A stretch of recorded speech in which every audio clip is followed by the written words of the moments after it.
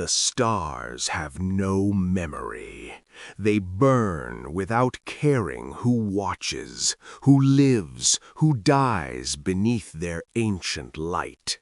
For 12,000 years I have walked among them, and in all that time I believed I understood the shape of the universe.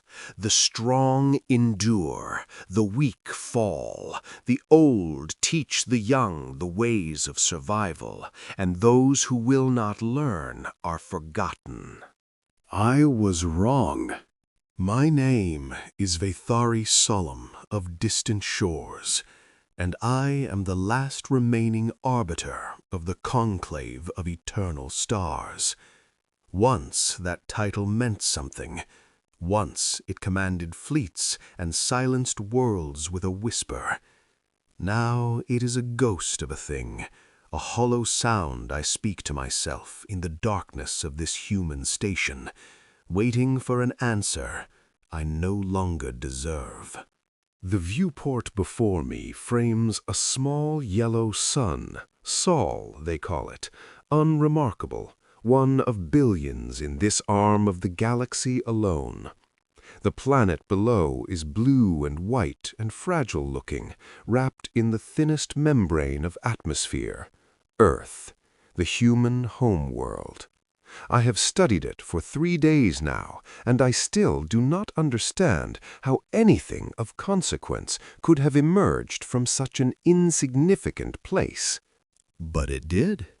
And now the conclave is ash, and I am here, and the universe has revealed itself to be something far stranger than I ever imagined. I remember the first time I heard of humanity. It was 412 years ago, during a routine session of the High Deliberation. A junior cartographer presented a survey of the Orion Spur, a backwater region, unremarkable, catalogued and dismissed centuries before. But there was an anomaly. A species had developed faster than light travel far sooner than predicted. They called themselves humans. The deliberation barely paused. Such things happened occasionally. Young species stumbled upon the mathematics of fold space, built crude vessels, ventured outward with the confidence of children who had never seen the dark. Most burned out within a few generations. Wars, plagues, environmental collapse. The galaxy was littered with the bones of civilizations that had reached too far, too fast. "Monitor them," the eldest had said, his voice like wind through ancient stone. "They will destroy themselves soon enough. They always do." I logged the order myself. I did not give it a second thought. How could I have known? How could any of us have known? The door behind me opens with a soft hiss. I do not turn. I know who it is by the sound of her footsteps, measured, unhurried, deliberately calm. Human footsteps. They move differently than other species I have noticed. There is an economy to their motion, a contained energy that suggests readiness without aggression, like predators who have learned patience. Arbiter Vathari. Her voice is warm but careful. "You've been standing here for 6 hours. The medical staff are concerned." I finally turn. Commander Elise Marchetti stands in the doorway, her dark hair pulled back, her uniform crisp and unadorned. She is small by the standards of my people, barely reaching my chest, but there is something in the way she holds herself that makes the difference feel irrelevant. She watches me with those strange human eyes, brown and deep and utterly unreadable. "I am reflecting," I say. The human word feels clumsy in my mouth. My translator handles the mechanics, but the meaning is harder to convey. There is much to reflect upon. I imagine there is. She steps into the room and the door closes behind her. She does not approach me, does not crowd my space. Humans are careful about such things, I have learned. They read body language with an almost unsettling precision. Would you like to talk about it? Would it matter if I did? Something flickers in her expression. Not offense, but acknowledgement. That depends on what you mean by matter. It won't change what happened. It won't bring back your worlds. But sometimes speaking helps. Sometimes it doesn't. That's for you to decide. I study her face. Humans are so expressive, their emotions written across their features in ways that my people would consider indecent. And yet there is a control beneath it, a deliberate choice about what to show and what to keep hidden. Commander Marchetti is showing me concern, empathy, openness. But beneath that, I sense something else, something patient and watchful and very, very still. Why did you come, I ask, to this room, to me? You have duties, responsibilities, the protection of your species. Why waste time on a broken relic of a dying civilization? She tilts her head slightly. Is that how you see yourself? A broken relic? Is it not accurate? I don't know, she says simply. I only met you 3 days ago.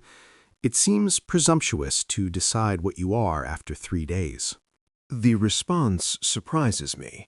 I had expected platitudes, or perhaps the cold efficiency I assumed humans possessed. Not this gentle refusal to judge. Not this strange, patient warmth. The conclave judged your species after a single survey report, I say quietly. We decided what you were in less than an hour. Primitive, aggressive, self-destructive. A footnote in the great ledger of galactic history. And now? I turn back to the viewport. Sol burns steadily, indifferent to our conversation. Now I stand on your station, a refugee begging for scraps from the species I dismissed as irrelevant. Now my people are scattered across 100 refugee camps, and the Conclave's great fleets are debris fields, and the Cathari consume everything we built across 12,000 years. The Cathari. Her voice shifts slightly, still calm but with an edge beneath it. Tell me about them. Not the tactical data, we have that. Tell me what it was like. The question cuts deeper than any blade. Why? Because I want to understand. Because understanding matters more than data in the end. I am quiet for a long moment.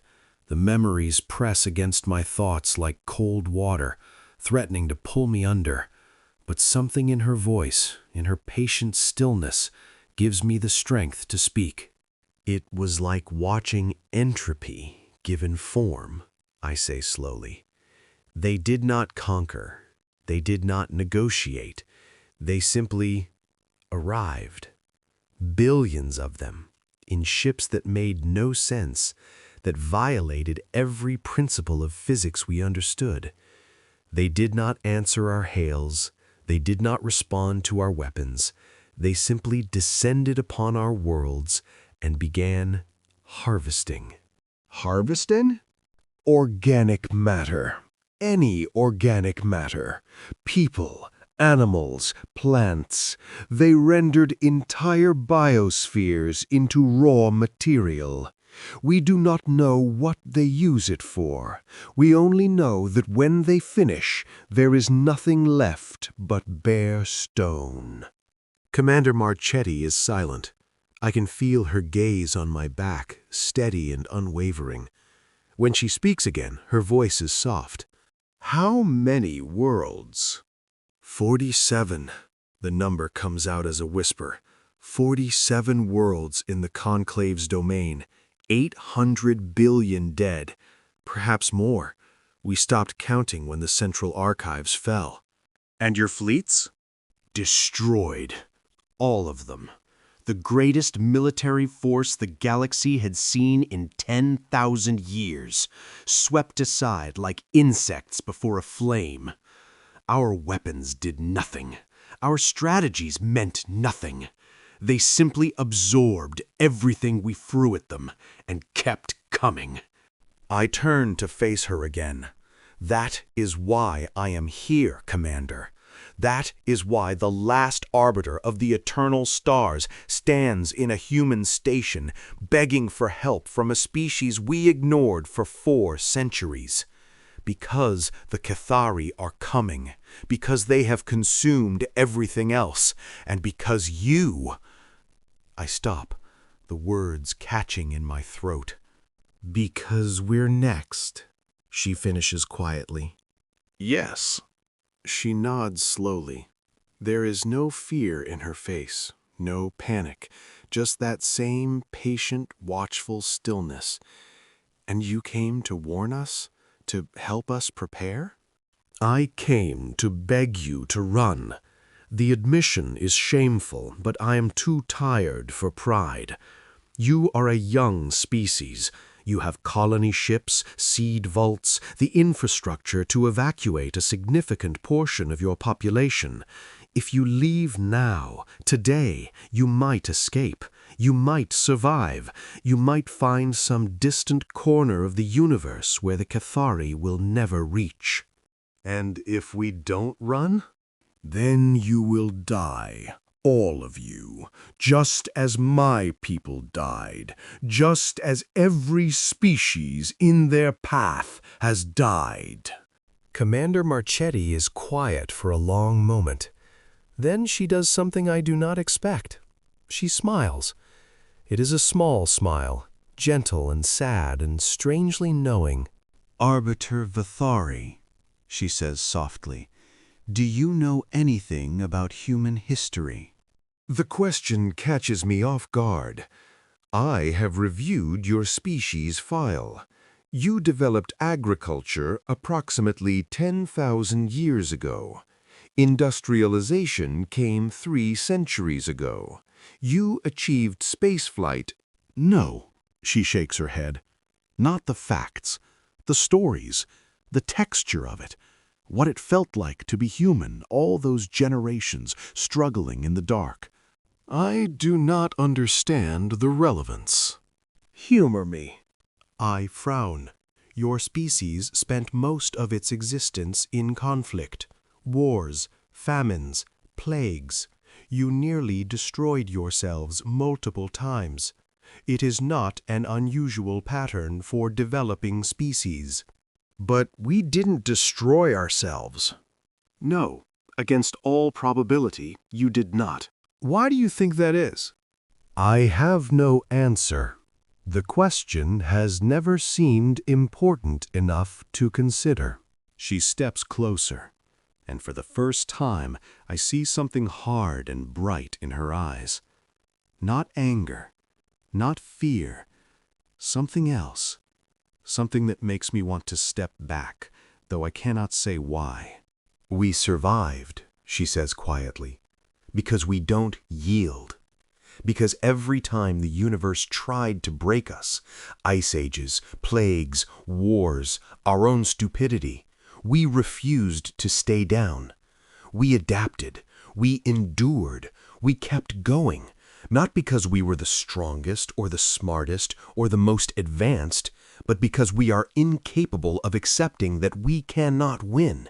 Commander, I understand that you came here to save us, she continues, and I appreciate the warning, truly.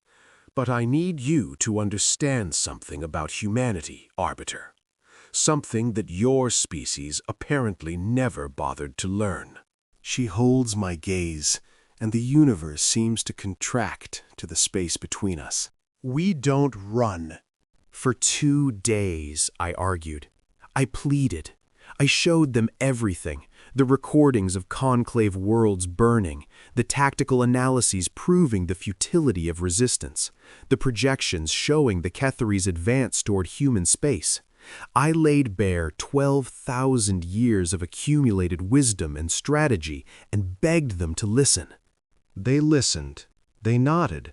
They asked thoughtful questions, and then they politely, firmly refused to flee. I did not understand. I still struggle to understand. My people, when we saw the Cathari's power, made the rational choice. We tried to fight, failed, and then attempted to escape. It was logical. It was sensible. It was what any reasonable species would do. But humans, I am learning, are not reasonable, not in the way I understood the word. On the third day, Commander Marchetti invited me to observe what she called a planning session. I expected a handful of military officers, perhaps a few scientists. I was unprepared for what I found. The conference room was vast, and every seat was filled. Military commanders from a dozen different nations sat beside civilian scientists, engineers, doctors, politicians. Screens covered every wall, displaying data from across human space. Shipyards, research facilities, population centers, resource allocations. And at the center of it all, a holographic projection of known Cathari movement patterns, extrapolated forward to show their likely arrival in the Sol system.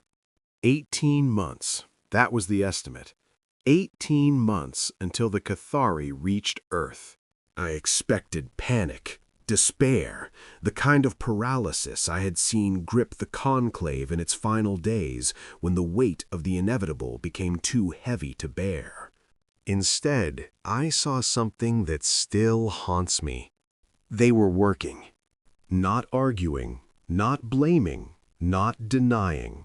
They were systematically, methodically, calmly preparing for war against a force that had annihilated civilizations 100 times older than their own.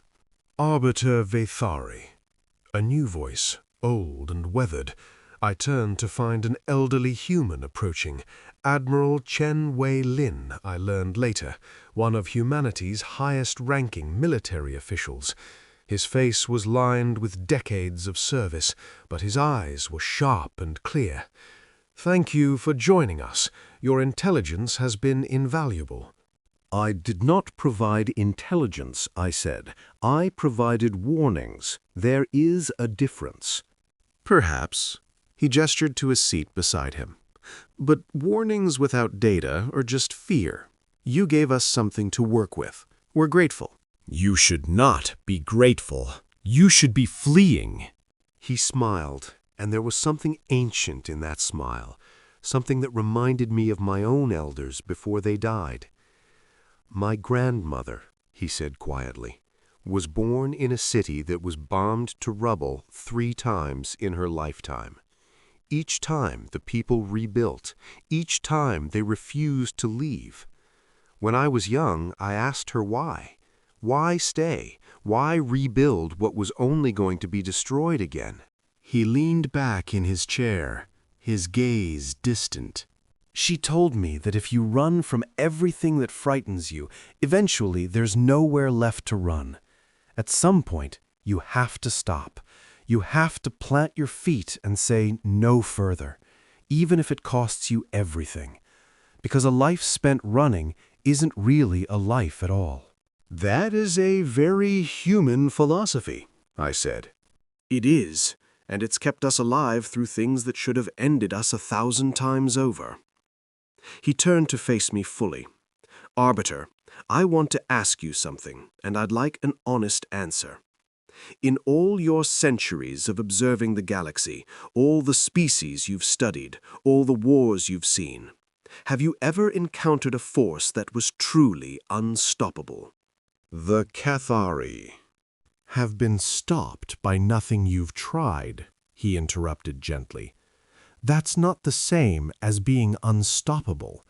It just means no one has found the answer yet. And you believe humans will find it? A species that discovered spaceflight 4 centuries ago against an enemy that has destroyed civilizations spanning millennia. I believe we'll try. And I believe that trying, really trying, with everything we have, sometimes makes the impossible possible. I wanted to argue. I wanted to shake him, to make him see the futility of hope against the Cathari tide. But something in his calm certainty stopped me. It was not arrogance, it was not delusion, it was something else, something I had no name for.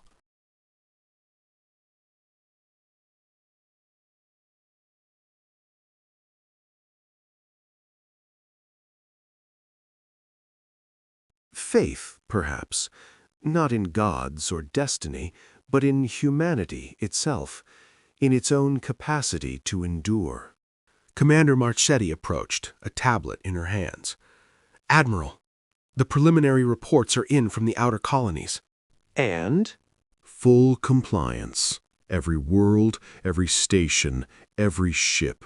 They're all in." Admiral Chen nodded slowly.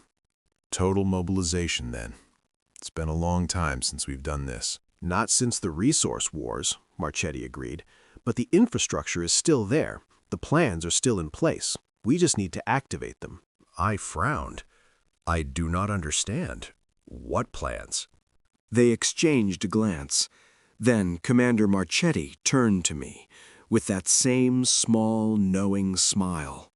"Arbiter," she said, "there's something you need to see."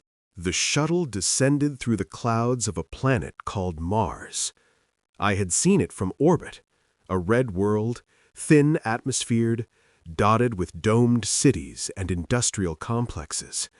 Humanity's second home, I had read, their first true step beyond Earth. What I had not read, what no survey report had ever mentioned, was what lay beneath the surface. We landed in a nondescript facility near the Martian equator.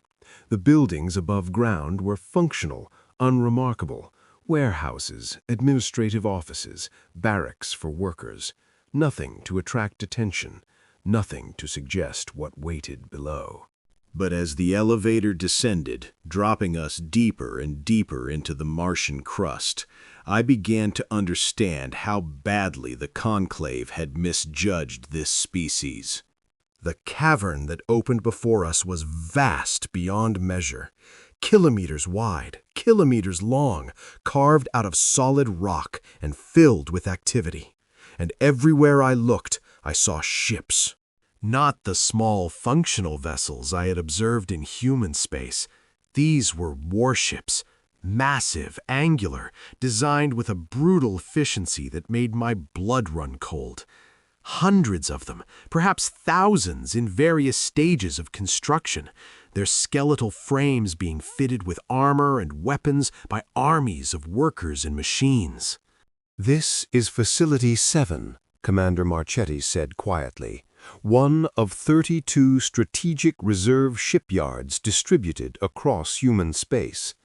Most species assume our military capacity is what they can see on the surface. They're wrong." I could not speak. I could only stare. "We've been preparing for something like this for centuries," she continued. "Not the Kethari specifically, but something. Humanity has always known that the universe is vast and dangerous, and that sooner or later something would come for us. So we prepared, quietly, patiently, while the galaxy assumed we were just another young species fumbling in the dark. We were building." "Why?" I managed. "Why hide it?" "Because strength invites challenge. Because the species that advertise their power are the first to be tested, and because—" she paused, choosing her words carefully, "because we weren't sure we were ready. We wanted to learn more, understand more, before we revealed what we were capable of. We thought we had more time." I thought of the Conclave surveys, the dismissive reports filed year after year, documenting humanity's primitive technology, their limited reach, their inevitable decline. We had seen exactly what they wanted us to see. We had never thought to look deeper. "The Kethari will not be deceived," I said. "They do not care about appearances. They will come regardless of what you reveal or conceal." "We know." Admiral Chen's voice came from behind us. He stood at the railing, looking out over the vast shipyard with an expression I could not read. That's why we're not hiding anymore. That's why, for the first time in human history, every nation, every faction, every colony has agreed to full mobilization. Total war. You will still lose. He turned to me, and there was something fierce in his old eyes. Maybe, probably, but we will make them bleed for every inch. We will make them pay a price so high that even if they destroy us, they will never forget what it cost. And maybe, just maybe, we'll find a way to win. How? The question burst from me, weeks of frustration and confusion finally boiling over. How can you believe that? How can any of you believe that? I have shown you what they did to the Conclave. I have shown you recordings of worlds burning, fleets shattered, billions dying. How can you stand there and speak of victory? Admiral Chen was quiet for a long moment. Then he spoke, his voice soft. Because we've been here before, Arbiter. Not against aliens, no, but against extinction. Against forces that seemed unstoppable. Against the certainty of our own destruction. He gestured to the shipyard below. 400 years ago, we nearly destroyed ourselves. Climate collapse, nuclear war, resource depletion, we stood on the edge of extinction, and the universe didn't care. There was no ancient civilization to save us, no elder race to show us the way. We had only ourselves. And somehow, through stubbornness and sacrifice and sheer refusal to die, we pulled ourselves back from the brink. He met my eyes, and I saw the weight of generations in his gaze. The Cathari are terrible, Arbiter. I believe you. But they're not worse than what we've already survived. They're not worse than our own nature. And if we could overcome that, if we could look into the abyss of our own extinction and claw our way back, then we can face anything. In the weeks that followed, I watched humanity transform itself. It was not dramatic. There were no great speeches, no theatrical declarations of war. Instead, there was simply movement, a vast, coordinated, relentless mobilization that unfolded with the precision of a well-oiled machine. Factories that had been producing consumer goods converted to military production. Scientists who had been researching abstract theory redirected their efforts toward weapons and defenses. Civilian ships were retrofitted with armor and weapons. Training programs that had existed in theory for decades were activated, turning millions of ordinary humans into soldiers. And everywhere, that same calm, patient, terrifying focus. I asked Commander Marchetti about it once. We were standing on the observation deck of a station in the asteroid belt, watching a fleet of newly constructed warships undergo training exercises. Hundreds of vessels moved in perfect coordination, running simulations based on Conclave combat data. "You do not seem afraid," I said. "None of you seem afraid. How is that possible?" She considered the question for a long moment. "We're afraid," she said finally. "Every single one of us. Anyone who says otherwise is lying. But fear doesn't help. Fear doesn't stop the Cathari from coming. So we set it aside. We focus on what we can control, our preparation, our readiness, our unity. The fear is still there, underneath. We've just learned to work around it." "The Conclave never learned that," I admitted. "When the fear came, it paralyzed us. We debated and deliberated and argued while our worlds burned." "Your civilization was old," she said gently. "Established, comfortable. You hadn't faced a true existential threat in millennia. You forgot what it felt like." "And humanity remembers?" "Humanity never forgets." There was something dark in her voice, something old. We carry our history with us, Arbiter. Every war, every plague, every near extinction. It's in our stories, our cultures, our DNA. We know what it means to stand at the edge of oblivion. We know what it costs to survive. And we know that the price is always worth paying. Below us, the fleet continued its exercises. I watched them move, thousands of ships acting as one, and I felt something I had not felt in months, something that frightened me almost as much as the Cathari. Hope. The Cathari arrived 11 months ahead of schedule. They emerged from fold space at the edge of the solar system, their ships blotting out the stars like a stain spreading across the void. Millions of vessels, perhaps billions. I had never seen them in such numbers. Neither had anyone else. I was on the observation deck of the human command station when they appeared. Admiral Chen stood beside me, his face illuminated by the tactical displays that showed the enemy fleet's approach. Around us, officers moved with urgent purpose, but there was no panic, only that same terrible, focused calm. "They're earlier than we expected," the Admiral said quietly. They always are. My voice was hollow. They move faster when they sense prey. They must have detected your immobilization. Probably. He turned to a nearby officer. Status report. Fleet deployment is at 67%, Admiral. The outer defense line is in position. Second and third lines are still forming up. It'll have to be enough. He turned back to the displays. All commands, this is Admiral Chen. Commence Operational Lighthouse. Repeat, commence Operation Lighthouse.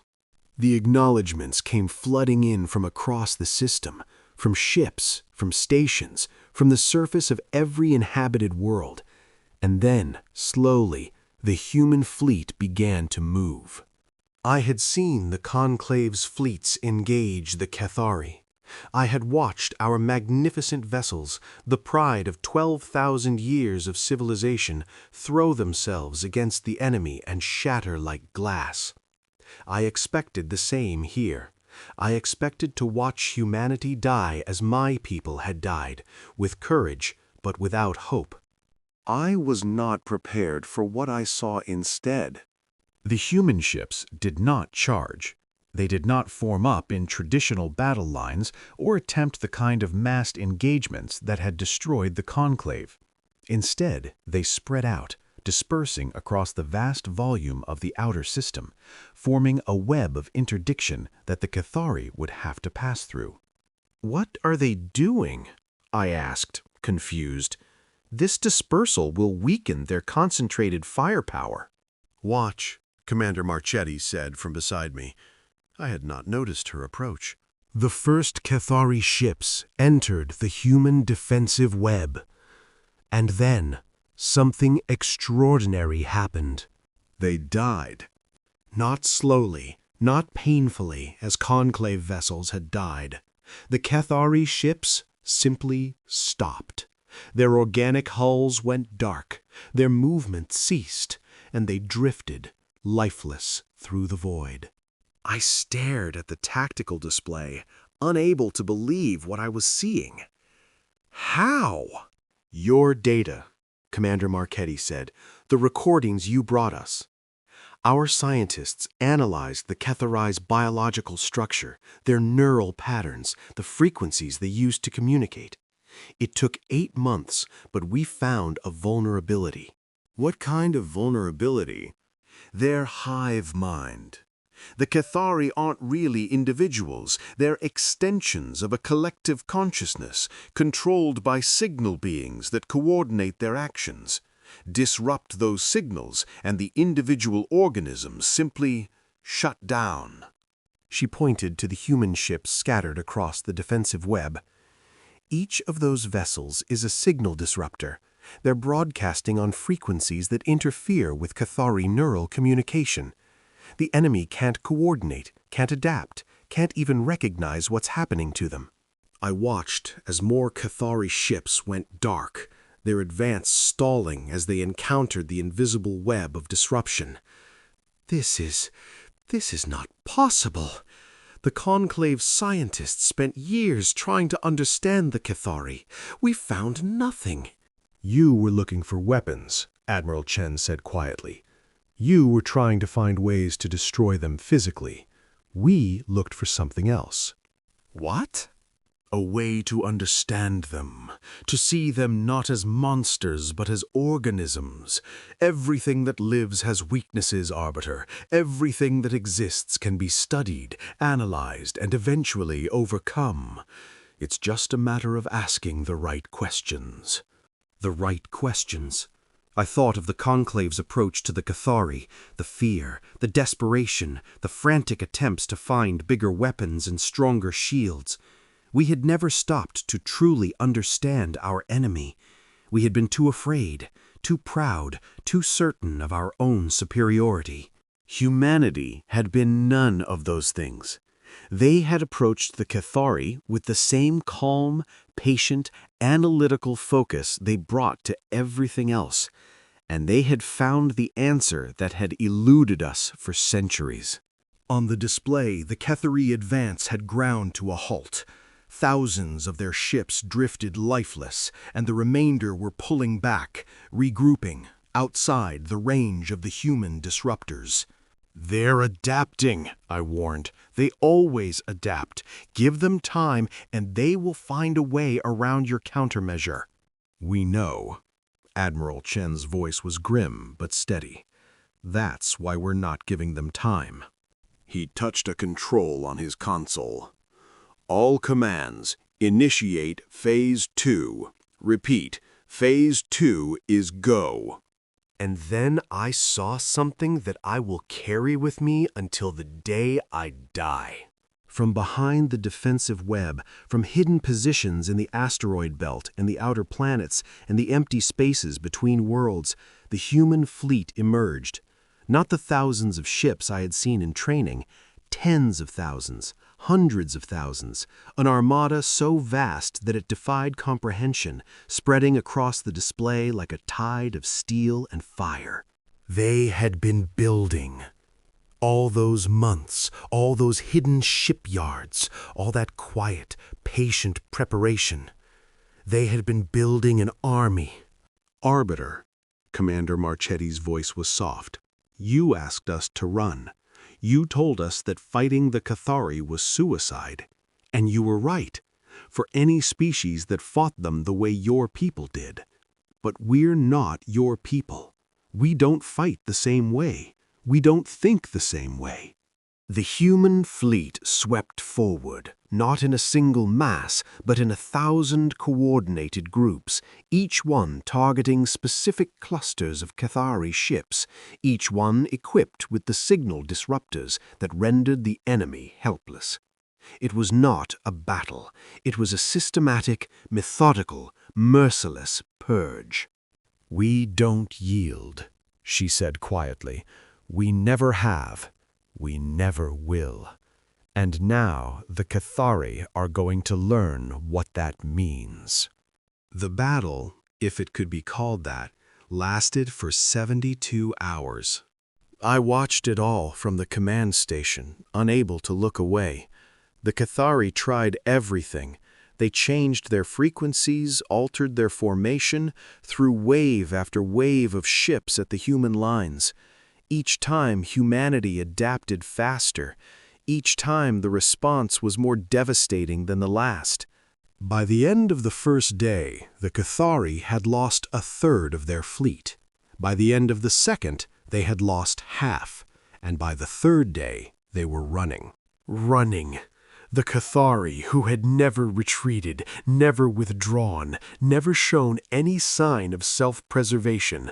The Cathari, who had consumed civilizations without pausing to count the cost.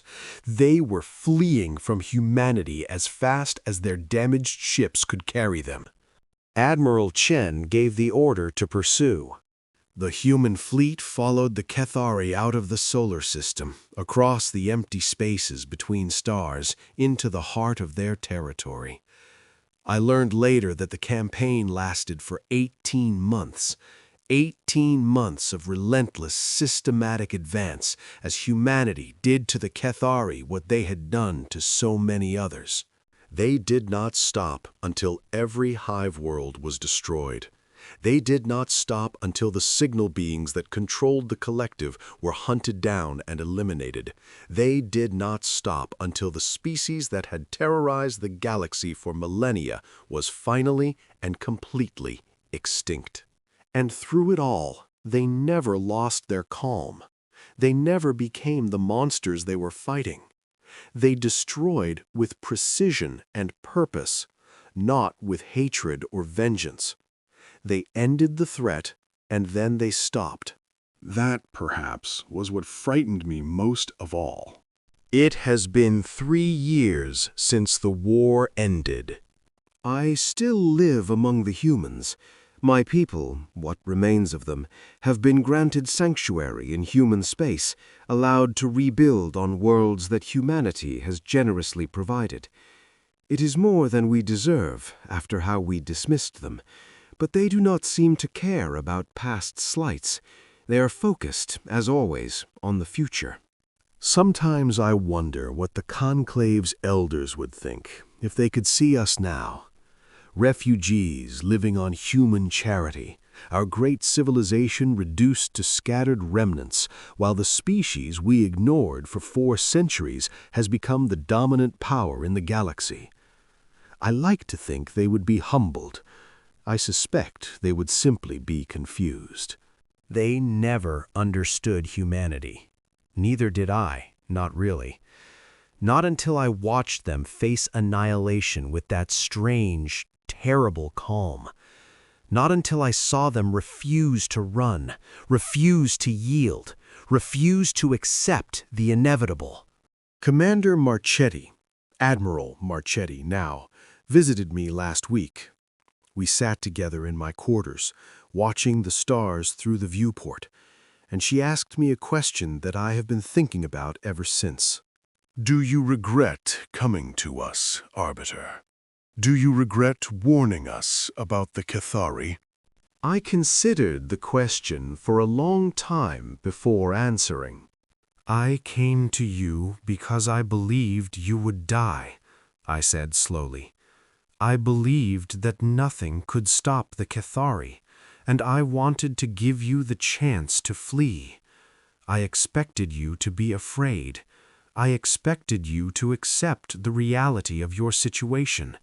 I expected you to yield. And I was wrong about all of it. I was wrong about humanity, wrong about the Cathari, wrong about the nature of the universe itself. I paused, searching for the right words.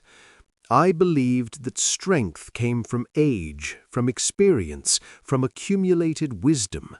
I believed that a species that had only just emerged from its homeworld could not possibly stand against the forces that shaped the galaxy.